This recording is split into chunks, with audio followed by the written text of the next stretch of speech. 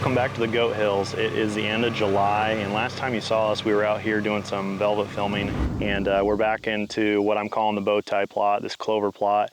Going to do a little maintenance on it today. It has been brutally hot and brutally dry here in southern Iowa, and I've been kind of holding off on some of these fall plots and other food plot projects a little bit just because of how dry it's been and there hasn't been any rain in the forecast.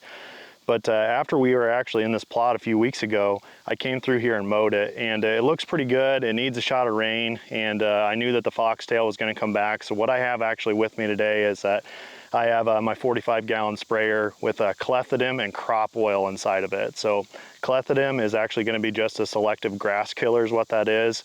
And then the actual crop oil is going to be to adhere to the surface so it doesn't evaporate, so it can get a really good kill on those grasses. So what clethodim would actually recommend is 12 to 16 ounces per acre. And so I'm right in the middle. I'm doing about 14 ounces per acre, and I have 2 different plots. And I'm a little bit heavy on my amount of fluids that I have with me today because we're actually going to go down to area 52 after this and add some additional herbicide into this tank. So we're using selective killers right now. We're targeting the grasses right now is what we're going through. So when we walk through here, you're going to see a lot of the foxtail, and that's what we're going after today. And then once we get down to area 52, I'm going to add some non-selective. I'm going to add some glyphosate into the same tank, and that's with the idea of that being a fall plot. So a lot of times I'm using just a 5-gallon backpack sprayer to do the same thing, but there are times where if I do have the availability, if I have enough plots that I'm going to do, I'll throw this 45-gallon sprayer in the back of my side-by-side, and it works great for being able to do this. So anytime we're making a trip out here, we're trying to maximize it. I got a few cutty back cameras with me, but we're going to go to an area of the Goat Hills that we haven't had any cameras on yet. So we're going to try to get a few more cameras spread out today.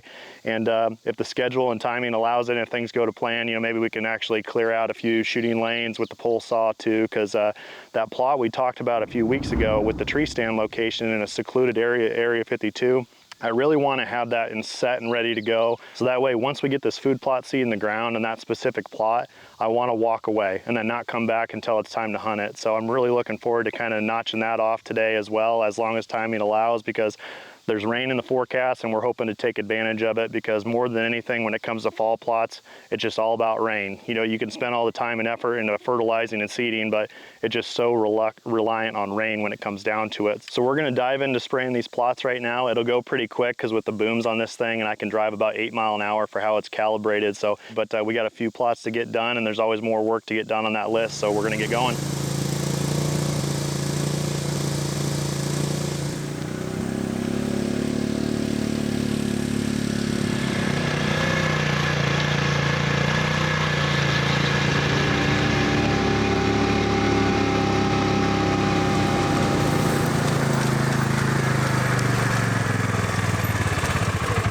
One down.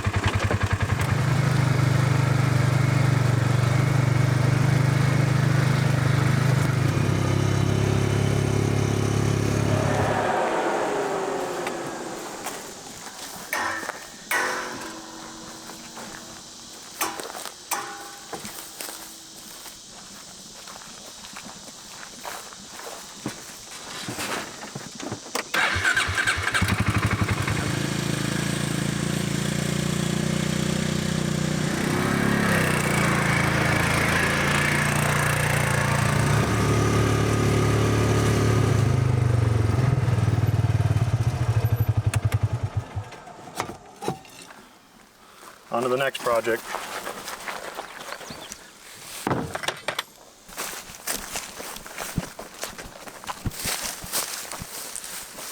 So right now we're looking at the spot, and anytime that I'm establishing a mineral site on any property that I'm hunting or managing or whatever it comes down to, I'm always evaluating where am I going to be hunting in the future, because in Iowa you want to make sure that you're putting your mineral in locations where you're not going to be hunting, where deer aren't going to be coming to and from it during hunting season.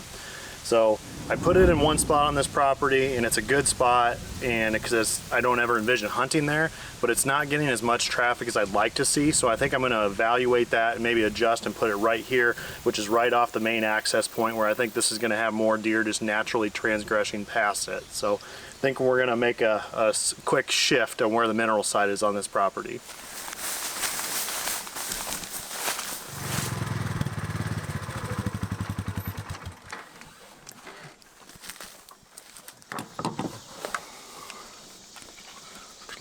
test our signal quick.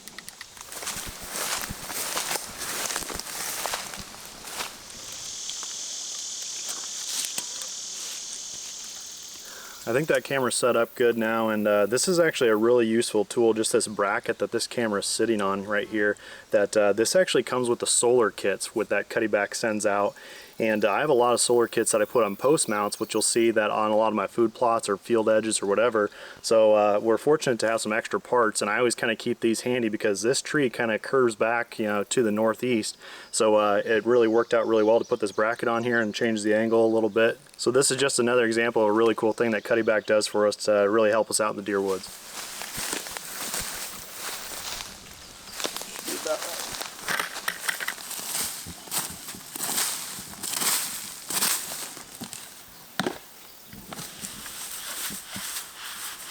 And now we have a good bucket. Score. On to the next one.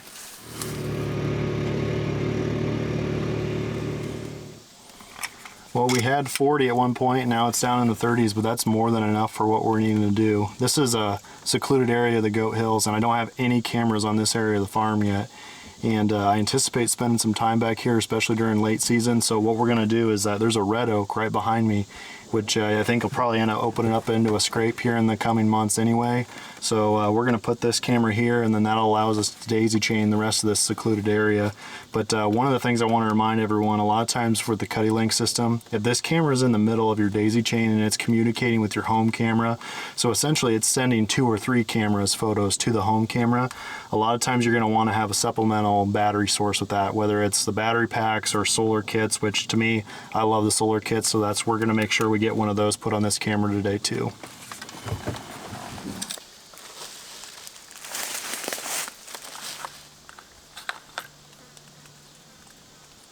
Look at this little guy.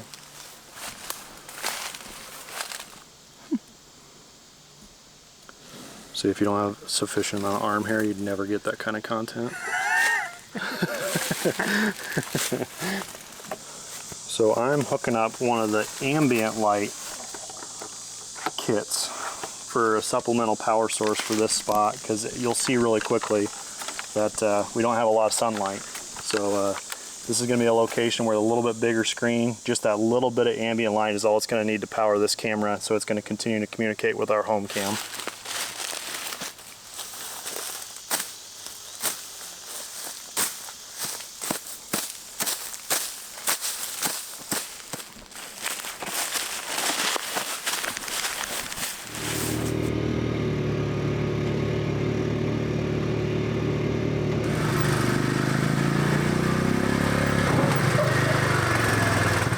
We were just finishing up here at the Goat Hills. It's getting warm, time for a snack, and then we're gonna make the jaunt down to Area 52 and try to knock off a few projects down there yet today.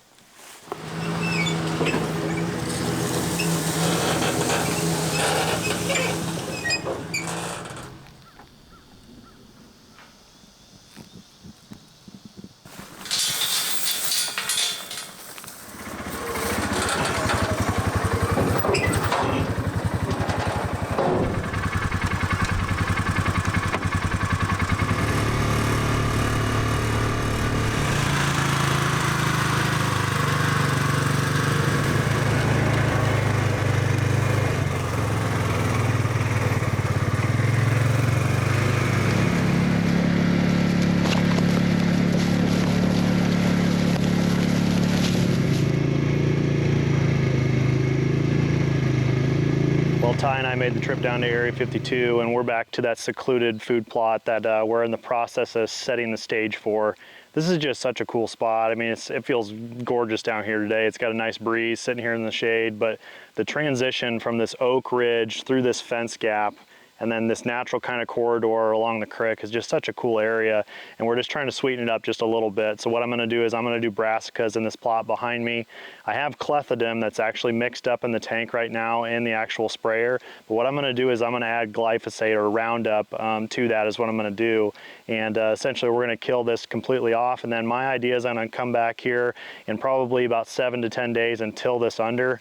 I was kind of waiting to see what the weather was going to do, you know, there for a period of time because it's been so dry. I'm always nervous about tilling plots this time of the year because you could inadvertently actually dry them out even more. But I am going to till it in this spot because if nothing else, that'll set me up for future years to kind of get this into rotation. So we're going to do a little tree trimming on this tree behind me too to make sure the shooting lanes are good to go, because essentially after we seed this plot and fertilize it, I want to walk away and then come back at the end of October is kind of the goal. We got a little bit of work left to do, but it feels pretty good to be down in this little gully down here, and I'm looking forward to knocking this one off the list today.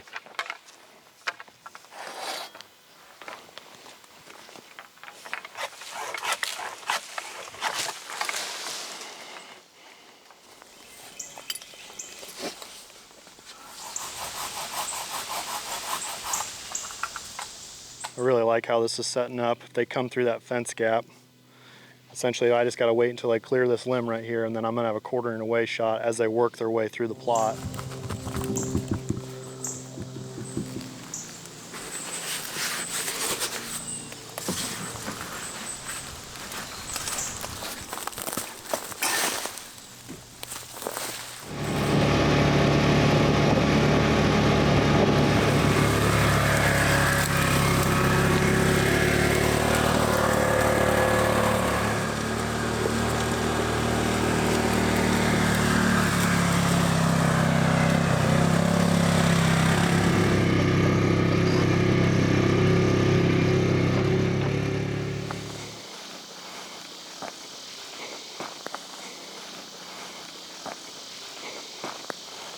We're kind of rounding out for the day, and it's been a productive one. We got a lot of work done at the Goat Hills, got some plots sprayed for some grasses, came down here, got a fall plot kind of prepped and ready to go. We just need, we still need some rain, but we wanted to come over to this location where we did the rope scrape. This is arguably what I've said before, my favorite stand location that I have down here on Area 52.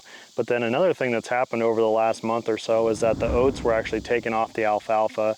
And although the alfalfa looks a little weedy, there's quite a bit of ragweed out there right now, like it's there. It's just waiting for rain. It's just been so darn dry here in southern Iowa that if we get any rain at all, it's just sitting there, it's waiting to blow up.